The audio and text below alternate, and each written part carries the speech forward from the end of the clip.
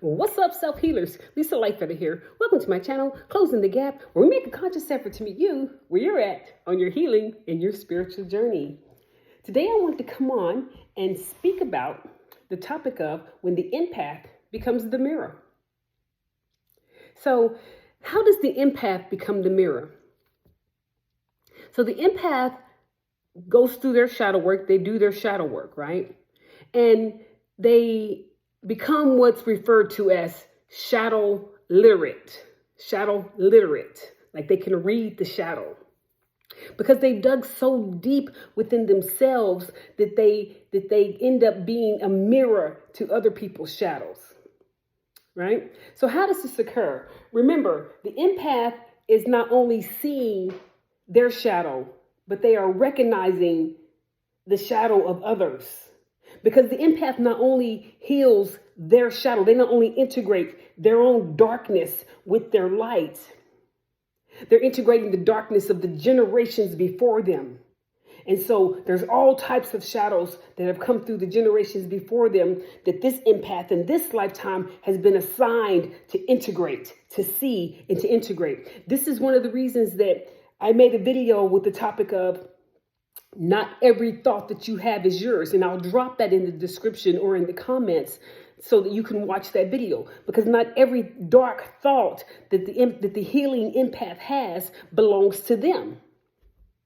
Right? A lot of it doesn't belong to you. You've been assigned to clear the shadow of the generations before you. And you've also been assigned to assist in clearing the shadow of the collective.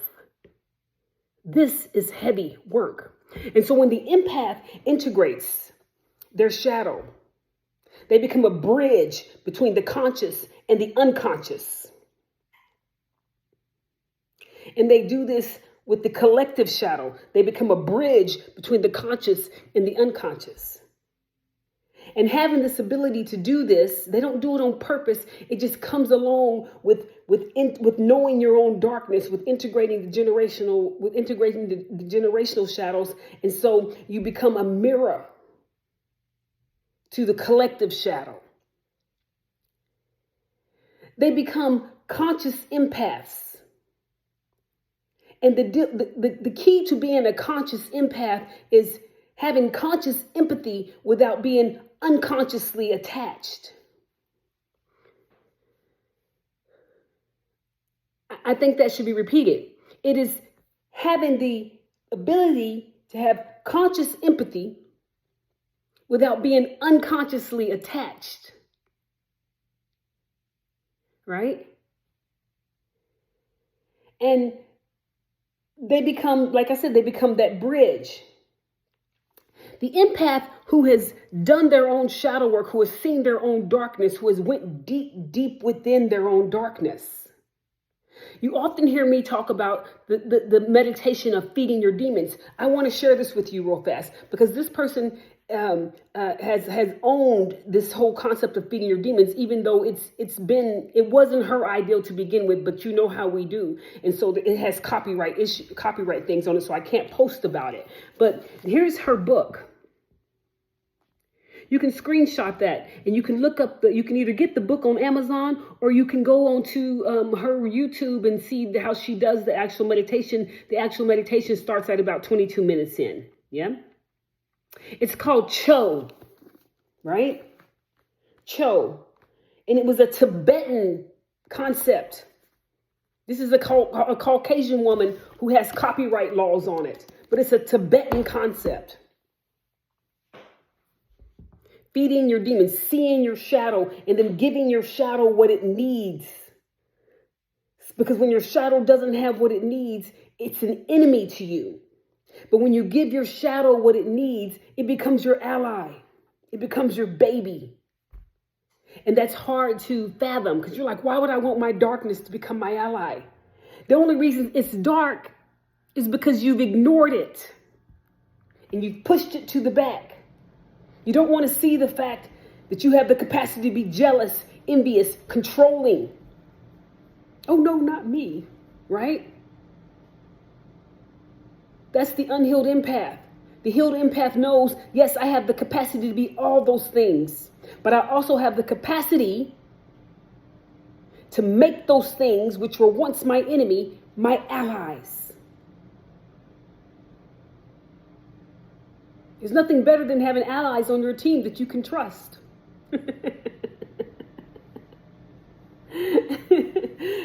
Trust to keep it real. Your shadow gonna keep it real with you, honey. Yeah, this is you. But when the empath integrates that shadow and makes their demons their allies, they become mirrors. Because before the empath does their work, it's like they're looking into the back of the mirror.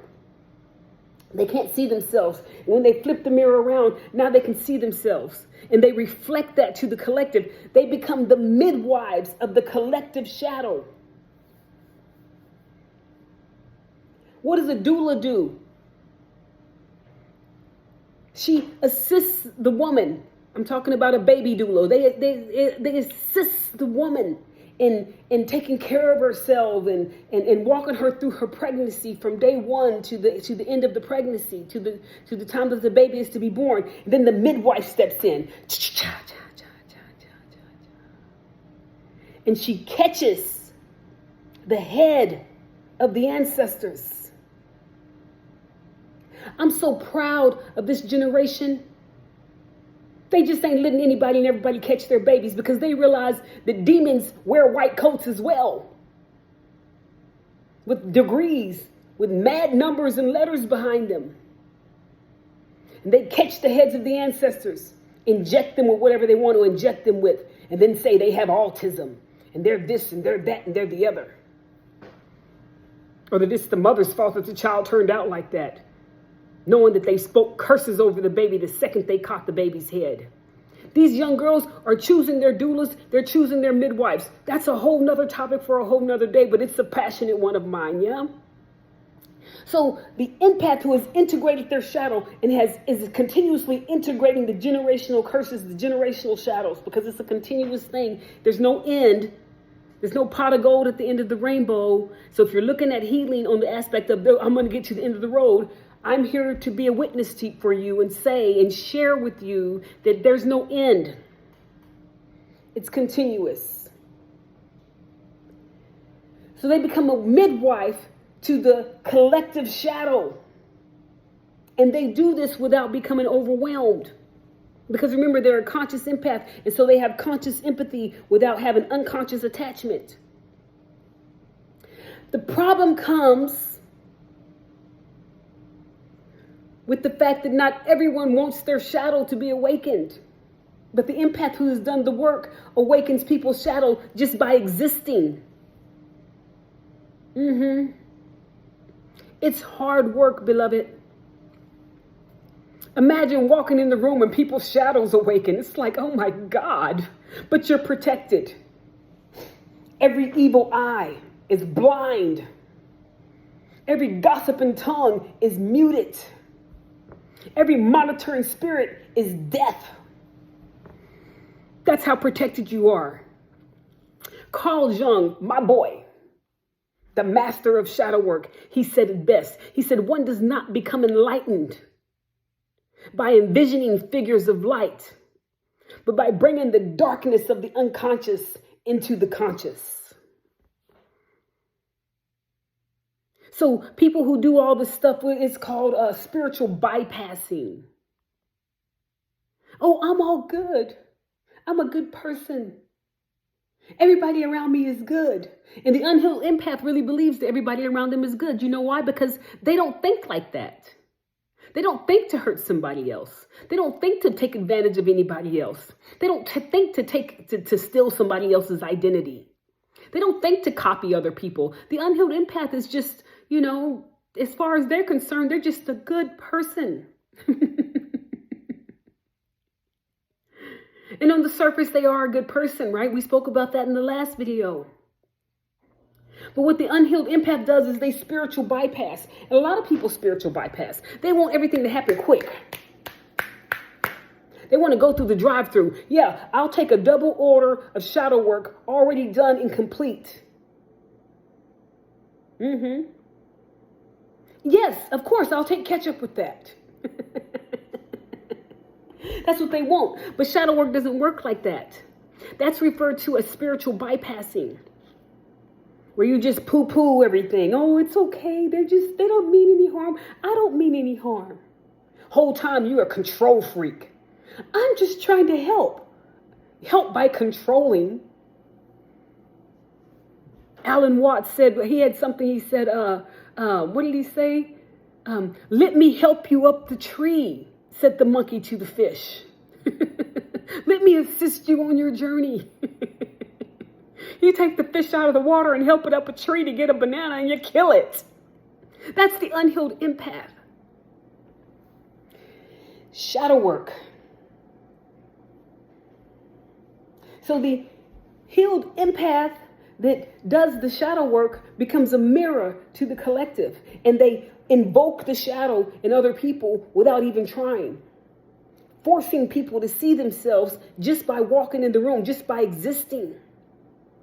And people don't like that.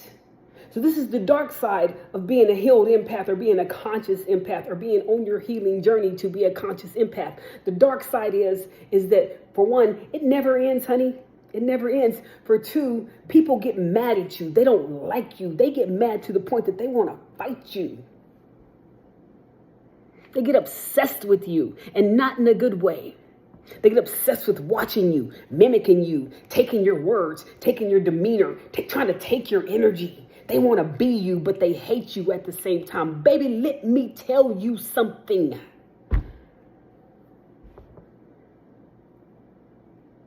When the empath becomes the mirror, they are no longer blind to their shadow. They're authentic. Their authenticity makes people uncomfortable. And they bring out the shadow of other people without even trying. The good side is they give people permission to be authentic as well.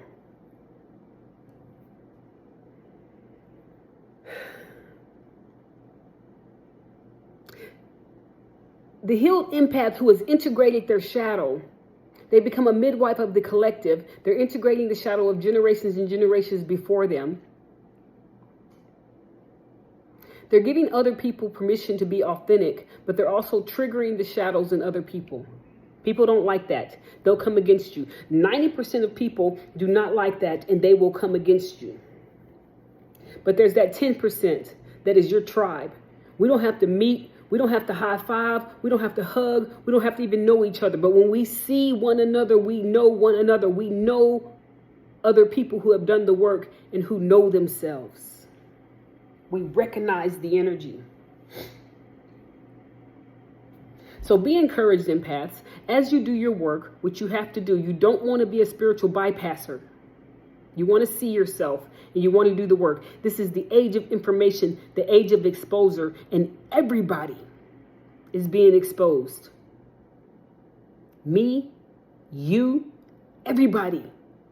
So it's best that you see yourself and bring your shadow to the surface. Love it, integrate it. Don't forget, feed your demons so that they become your allies.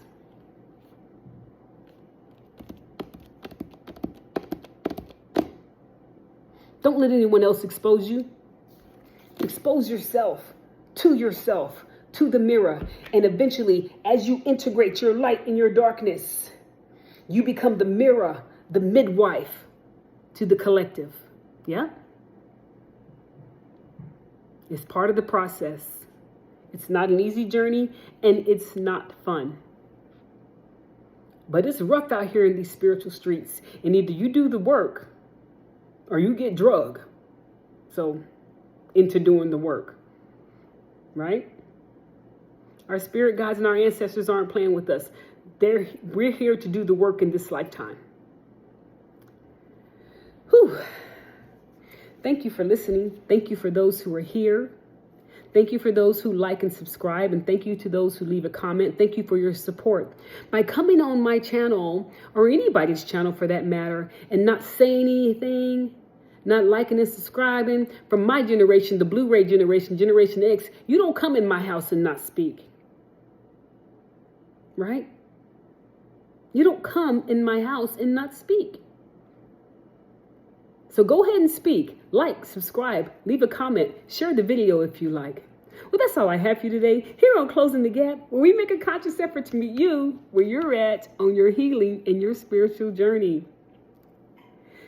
We'll see you next time here on Closing the Gap. Y'all have a good weekend. See you later.